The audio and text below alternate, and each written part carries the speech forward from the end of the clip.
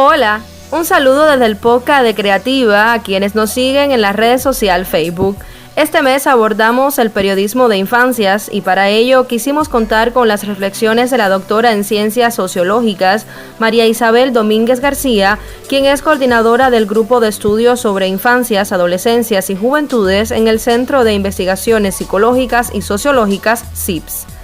Aquí podrás saber cómo se comporta el segmento de la población infantil y adolescente demográficamente, los rasgos sociales que lo marcan, las brechas de equidad que existen, las políticas públicas para ese grupo etario y lo más importante, cómo desde los medios aportar a su bienestar. Con Creativa les va.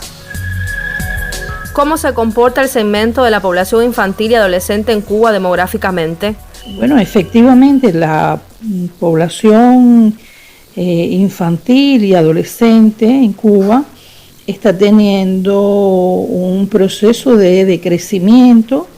como resultado de la baja natalidad que existe en el país. Es un grupo poblacional que se encuentra aproximadamente en un 20% de la población total, pero su tendencia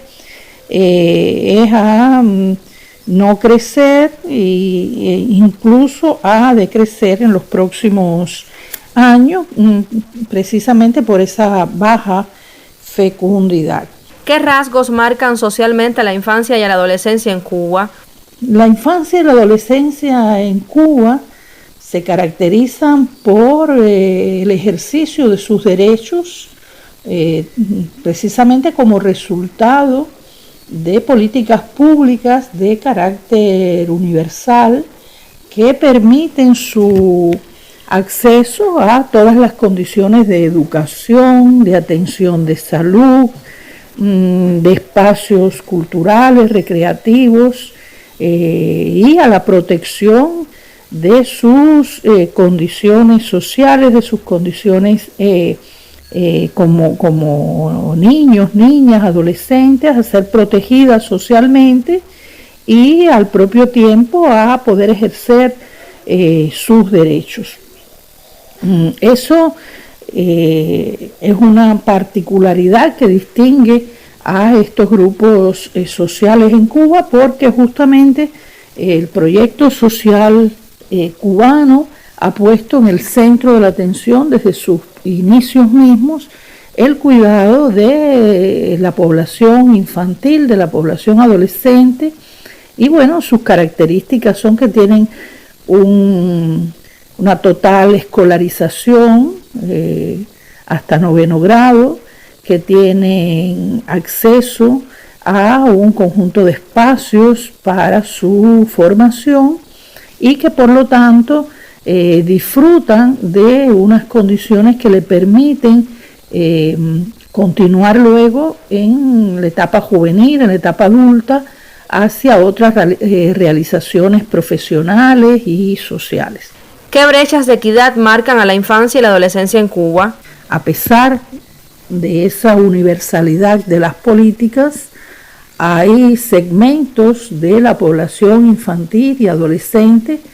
que vive en familias y en comunidades en situación de vulnerabilidad, con lo cual, bueno, no siempre esas políticas universales son aprovechadas al máximo. Digamos que hay segmentos, sobre todo adolescentes, que abandonan estudios una vez terminados los niveles básicos y no continúan procesos de formación, también segmentos que no se incorporan a ninguna otra actividad social y en muchos casos son víctimas entonces de procesos que tienen que ver, por ejemplo, con el matrimonio temprano, la maternidad adolescente, y todo eso va generando una reproducción generacional de situaciones de vulnerabilidad que afectan el ejercicio de sus derechos y su pleno desarrollo. Esas brechas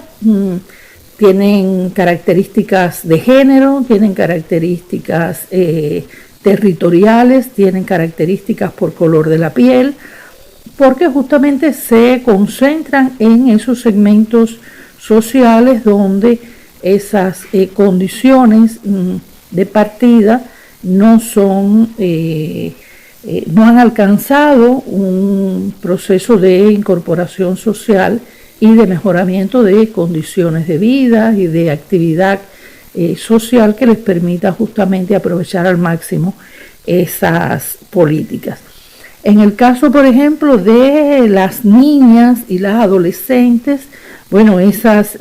brechas de equidad tienen un peso muy fuerte, porque precisamente en muchos casos son la resultante de acciones discriminatorias, incluso de procesos de violencia que se ejerce sobre ellas, y de los cuales resultan estos embarazos tempranos, de los cuales resulta la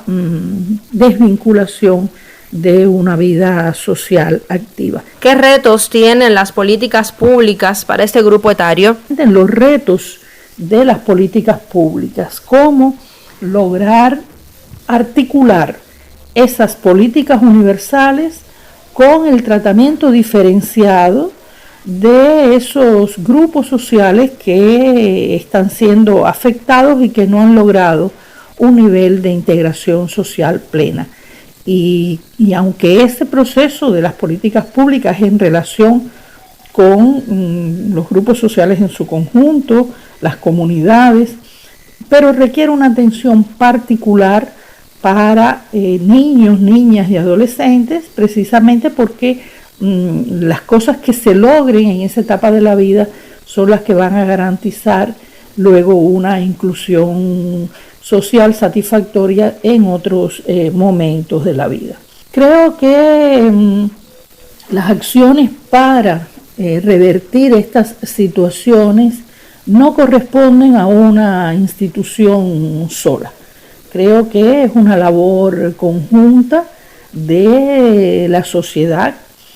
con un peso importante en la escuela, por supuesto, como el elemento central que puede transformar muchas de esas circunstancias, pero también del trabajo comunitario, las acciones que se realizan a nivel del barrio, a nivel de las comunidades, en la atención diferenciada a las familias que se encuentran en estas condiciones de vulnerabilidad, y en general de todas las acciones socializadoras que se puedan realizar desde la cultura, desde el deporte, desde la recreación, desde todos aquellos elementos en la sociedad que permiten esa incorporación plena y el desarrollo también de valores que rompan con estos imaginarios patriarcales, discriminatorios, por concepto ya sea de género, de raza, de discapacidad. Y en esos procesos tienen un papel importante